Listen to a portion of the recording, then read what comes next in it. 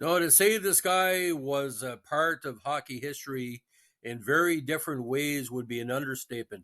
A great player with the Flyers. He was the guy that was literally almost put through the boards by Larry Robinson, the infamous check in the 76 playoffs, Stanley Cup playoffs between the final Flyers and Montreal, where they had to send out what do you call rink guys at the forum to smash back up with the dent to the boards. Became one of the most important color commentators for Hockey Night in Canada, besides Dick Irvin, a very cerebral guy, and someone that's not say underrated, but like I said, we know him more of as an announcer in Canada now than as a player. Now, Gary Dornhoefer, born Gerard Otto Dornhoefer, played right wing over 14 seasons in AHL for the Bruins and Flyers. He was a member of the Flyers' back-to-back Stanley Cup championship teams of 74 and 75, known to be a pest in front of the net. Pretty well perfected the arse in the face, goalie distraction of that era. Now, born in Kitchener, 6'1", 175. He played junior hockey with the Boston affiliate Niagara Falls Flyers of the OHA. Now, Dornhoefer made his NHL debut with the Bruins in 64, playing in 62 contests, scoring 12 goals and 10 assists. After that promising start, he played poorly to start the next campaign, but was little used by Boston thereafter, spending most of the next 3 seasons in the minors, principally with the great Hershey Bears of the AHL. Now, when he was left unprotected in the 67 NHL expansion draft, the Flyers took him through as their 13th pick overall, and the rest was history. He would never play with another team besides the Flyers. In his first year with the Broad Street Bullies, he had 13 goals and 43 points while getting 134 penalty minutes and gaining a reputation as a hard-hitting, grinding left winger with a touch for scoring. And again, he would shift from right wing to left wing. 2 seasons later, he reached the 20-goal plateau for the first campaign, a mark he would achieve in 5 seasons. In 73, he had his best campaign, scoring 30 counters and 49 assists for 79 points and being named to play in the All-Star game. And, of course, he lost to Montreal in the semifinals. This was the McClish, Barber, Clark, before Reggie Lee showed up. The most famous play of his career came in the 73 Stanley Cup playoffs when he scored a crucial overtime winner against the Stars on a solo rush. The goal was memorialized on a statue of the Spectrum, which was demolished in 2011. The statue now sits outside Xfinity Live in the middle of the South Philadelphia Sports Complex.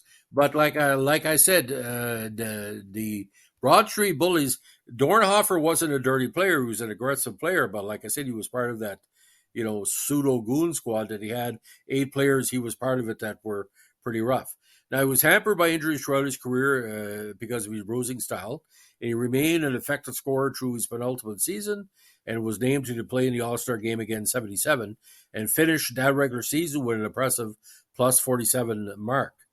The season thereafter, missing nearly half the campaign through injury, his scoring touch disappeared completely, and he retired after 78 playoffs.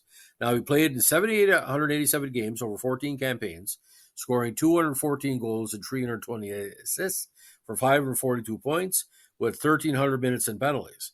At the time of his retirement, he was second only to Bobby Clark as the team's all-time leading scorer and still ranks 10th in that category. His 11 seasons with Philadelphia are surpassed only by Clark, Bill Barber, and Rick McClish, and on a team iconic for his brawling ways.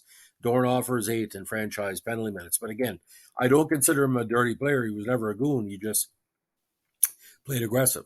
Now, it was after his retirement following the 78 campaign, he moved to broadcasting. He worked a short time in Philadelphia locally, then moved back to his native Ontario to work on Hockey Night in Canada as a color commentator from 78 to 87, and giving a good perspective on like the last of the Montreal dynasty of the 70s.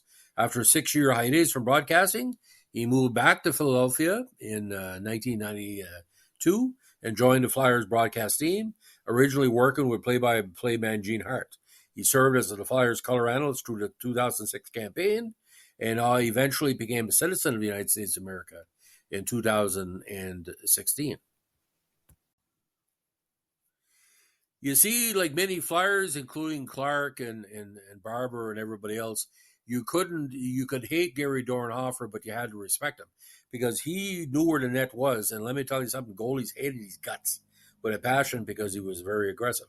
Now, Niagara Falls didn't put up very big numbers, but with Boston again, 32 points in that 64 campaign. And with the Minneapolis Bruins of the CPHL, he had 21 counters in 39 games. 65 was a rough year. He only had 1 assist in 20 games with the Bruins, 10 games with the San Francisco Seals in the WHL that year.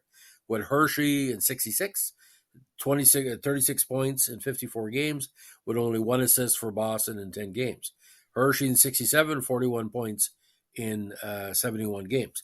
So by the time he arrived with the Flyers in 68, seasons of 13, 8, 26, 20, 17, 30, 11, 17, 28, 25, and 7 goals. In the postseason, very effective, especially those 3 consecutive years where he helped the Flyers get to the finals.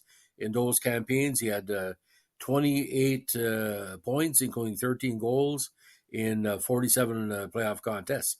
But consistently, like I said, he was strong second line player, sometimes third line, power play, defensive, again, very, very strong. But that 1973 campaign where, again, the Flyers were heavy Stanley Cup contenders, that was probably his best season for a lot of people. But when Robinson hit him and the boards were bent by that hit, back then the boards didn't move, and that was quite dramatic. There's been a lot of writing talking about that in Ken Dryden's The Game, some Stan Fischler books. But Gary Dornhoefer, again, very cerebral. Brian McFarlane was sort of like maybe the person he was emulating, because Brian McFarlane knew the sport in and out, but for being a player and a writer and a broadcaster. I would like to see Gary Dornhoefer back then. He only did hockey. I would have listened to him doing like athletics or CFL or even Canadian broadcasts of curling and stuff. He was a multi-dimensional, announcer. But like I said, when he said something, there was no wasting of words. Like, he lived it, so he knows what's going on. But it's kind of ironic that the Flyers in Montreal were the biggest rivals, and Dornhoefer was pretty well the second version of Dick Irvin, because Dick was a homer, and Gary, Dornhoefer was, how can I say this? He was pro elite. Boston, New York, Montreal, the Flyers, New York Islanders. He was pro elite. He wasn't effective against Montreal games against the lesser teams, but you put Montreal against Boston or the Flyers, he would really come into his own. So, ladies and gentlemen, that's a story of the many lives of Gary Dornhoefer, almost 6-7 decades in the sport. If you like what you're doing here with our Flyers Vintage podcast, let us know with a like, comment, subscribe, or share. Bye.